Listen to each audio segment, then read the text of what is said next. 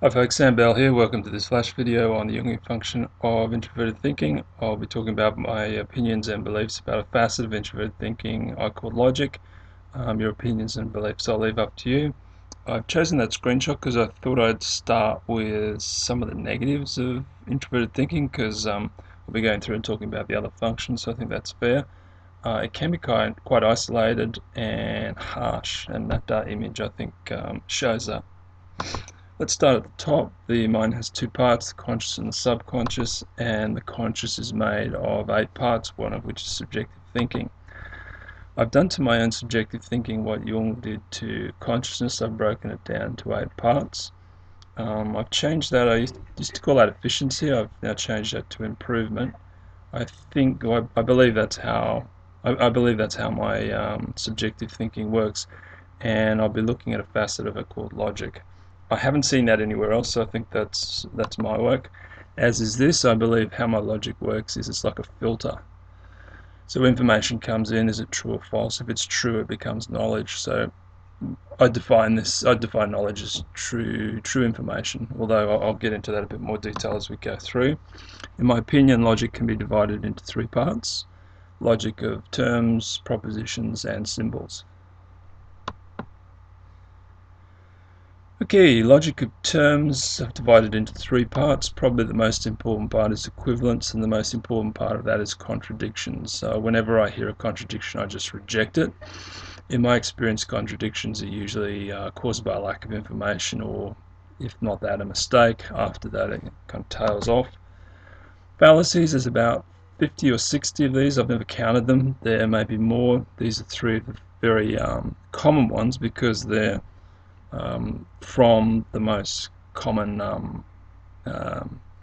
functions, in my opinion. Any fallacy is rejected, and logic's not so much about truth, it's just about true or false. So the truth is out there. All we're doing is searching for what's true or false, in other words, what's logical. Everyone knows the earth is round. I'd reject that as false because it's a fallacy. That's a fallacy of introverted sensing, which hates change, and that's a fallacy of extroverted thinking.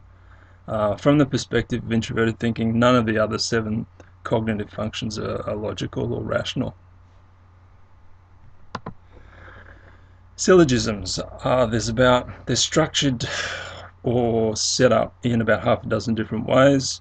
They start with 2 premises and then lead to a conclusion. That's a very common example of a Aristotle's syllogism. So actually, I'll just go back to that. When we make premises or statements or conclusions, what we want with subjective thinking is we want them to be true, and then we want to come to some conclusion. So we don't want facts for the sake of them. We're trying to come to logical conclusions. Okay, logic of propositions, or logic of the Stoics. I define knowledge as true information, but epistemology is the philosophy of knowledge, and it just takes it to a whole different level. An underlying theme of epistemology is justified belief. So they separate out opinions, values, imaginings from justified beliefs. The Stoics also had syllogisms. They use propositions, though, in the form of assertions and statements, and they usually start with a complex assertion or statement and then a simple one which leads to a conclusion. The propositions have both got to be true. Principles is a facet of introverted thinking, and the Stoics were interested in the principles of logic, one of which is bivalence. So any statement, assertion, premise is either true or false. Master arguments, what's true about the future, pretty much, sums up master arguments. Paradox is very Stoic. Paradoxes aren't contradictions, and this is an example of a liar's paradox, one of several I'm aware of. Not contradictions, not syllogisms, not fallacies. We don't know if this is a justified belief or what it is. It's not about the future, and it's either true or false. The problem is if it's true, it's false, and if it's false, it's true. So what's one to do with paradoxes? I don't know. Let's have a look at modern logic, which I've broken down into 5 parts. I'm skimming logic here. I don't want to go too deep, but these 3 facets of logic, you could spend a year at undergrad university just going through all this. Half the year would be the logic of maths. Let's take a look at an example of Boolean algebra. Another problem with TI from the perspective of other functions is it is very complex. This is an example of Boolean algebra. So the Boolean algebra flows into these matrices which are multiplied, and that leads to this circuit diagram. As well as being true or false, usually in symbolic logic or modern logic, it's valid or invalid. Another way to describe that is 0 or 1. So it has a lot of use in computer science, in electrical engineering and electronics. Validation testing, so testing web apps is using Stoic principles and Stoic propositions, and also logic plays a part in AI. The Stanford Encyclopedia of Philosophy seems to be the reference manual for logic.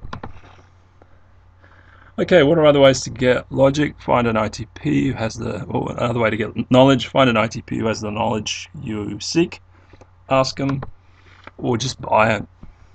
Lots of reference manuals about. Okay, let's open the doors of perception. I said logic's not truth, it's just true or false. To get the truth, I go out there, and for me that's primarily through extroverted sensing, which I've broken into 8 parts. I've done to it what I did to introverted thinking. I don't believe my extroverted sensing is cognizant of knowledge. What it's cognizant of is experience, and it's kind of extroverted sensing's version of knowledge. With experience, you can experiment and get expertise. Very strange. I think extroverted sensing, what's strange to me, is the only cognitive function that is conscious of reality. And for example, reality has form or substance. In other words, it has a shape and is made of stuff. And if you're cognizant of reality, well, this function is, I believe, you can realize. Okay, if you're an INFJ, that's your 4th function. There's a lot of confusion about extroverted sensing in INFJ forums. Well, that's extroverted sensing is your 4th function. That's what I believe my 2nd function is. Okay, another ISTP. Later I realized. So of course Jaeger ISTP realized because he was very conscious of reality. The barrier was in our knowledge, very TI, and our experience, very SE. So the truth was supersonic flight. To get to the truth, you needed to realize, you needed knowledge, you needed experience, or the team did.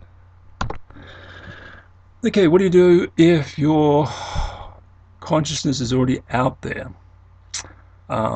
Like Henry VIII, I think it was an ESTP. I think SETI is similar to TISE, just on a different part of the spectrum, perhaps. I don't know, it's just an opinion. TINE, NETI, I'm not sure. I don't think NE or extroverted intuition experiences anything. I think it's prescient, maybe. It doesn't realize anything, it imagines. So how that works, I don't know. Somebody do with bacon. I'm not sure.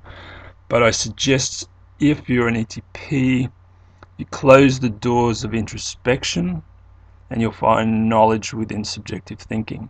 But you've got to get that logic working to keep the rubbish out. I hope that was reasonable.